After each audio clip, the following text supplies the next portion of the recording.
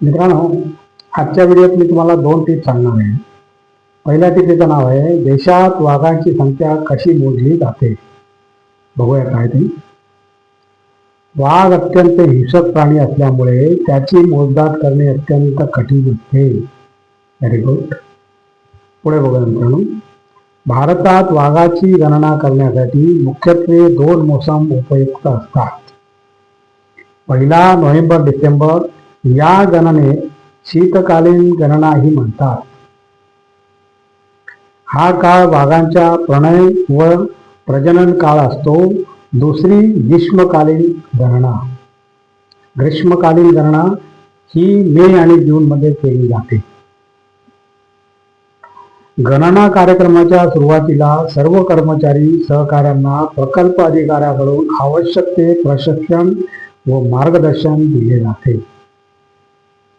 One कर्मचारी व सहकारी कोणत्याही प्रकारचे हत्यार व मादक पदार्थ सोबत नेऊ शकत नाही. गणनेसाठी आवश्यक उपकरणे व साहित्य त्यांना दिले जाते, ज्यामध्ये टायगर ट्रेसर, मनगटी घड्याळ, आराखडा, फील्ड नोटबुक, पाण्याची बाटली, मीटर टेप, प्लास्टर ऑफ पॅरिसची पिशवी, पॉलिथिन बॅगा, हॅवरसॅक दुर्बीण इत्यादी वस्तू असतात. हवी ती दिशा मिळाल्यानंतर हे गट पायी चालून गणनेचे काम सुरू करतात. काही गट ठरलेल्या मचावर जाऊन बसतात, तर काही वॉच टॉवरवर उभे राहतात. दूर जाणाऱ्या लोकांना जीपमधून त्यांच्या ठरलेल्या जागी सोडले जाते. अभयारण्यात काही विशिष्ट ठिकाणी मिलिटरी टाईप बंकर्स निर्माण केलेले असतात, ज्यात 3-4 आरामात झोपू शकतात.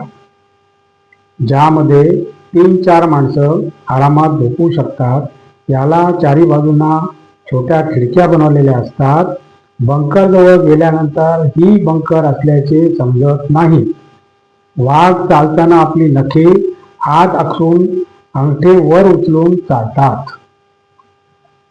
त्यामुळे नेहमी 4 बोटे व टाचांचे ठसे दिसतात. नखे व अंगठ्याचे ठसे दिसत नाहीत. जन्माच्या वेळी नर व मादीचे पंजे समान असतात, पण 6 महिन्यानंतर नराचा पंजा मादीच्या दुप्पट होतो.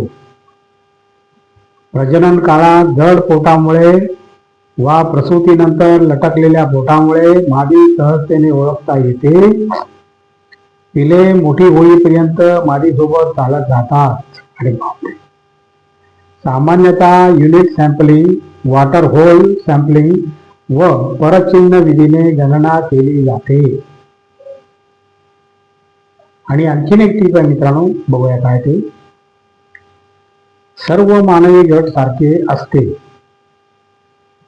सर्व मानवी रक्त सारखे असते. काय ते बघूया. सर्व मानवी रक्त एकाच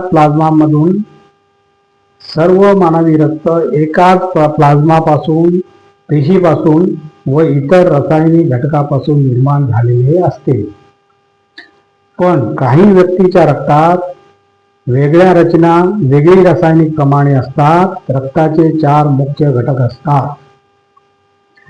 म्हणजे प्रत्येक व्यक्तीपैकी एक गट वर्गवारी ठरविण्यात येते. म्हणजे प्रत्येक व्यक्तीची त्यापैकी एक गटात वर्गवारी ठरविण्यात येते. त्याची गटवारी नावे देऊन निर्णित केली आहे. अ गट, ब गट, ओ गट आणि अ ब गट. रक्तामधील प्रथिनांच्या कणांच्या उपस्थितीवरून किंवा अनुपस्थितीवरून ही वर्गवारी करण्यात आली आहे. जेव्हा 2 भिन्न गटाच्या रक्ताचे एकमेकात मिश्रण होते, तेव्हा रक्त साखळते, त्याची गाठ बनते. कारण तांबड्या पेशीमधील व प्लाझ्मामधील प्रथिन कणांची ती प्रतिक्रिया असते. अशी रासायनिक प्रतिक्रिया माणसाच्या दृष्टीने धोकादायक ठरते. एका व्यक्तीचे रक्त दुसऱ्या व्यक्तीच्या शरीरात घालण्याची वेळ येते तेव्हा दोन्ही व्यक्तीचे रक्तगट आधी माहीत असणे इष्ट असते, नाहीतर मोठा घोटाळा निर्माण होऊ शकतो. आणि अशा प्रकारे मित्रांनो, आजचा आपला व्हिडिओ संपलेला आहे. आणि तुम्हाला जर माझा व्हिडिओ आवडला तर लाईक करा, शेअर करा, सबस्क्राईब करा आणि कमेंट जरूर करा. नमस्कार, जय हिंद.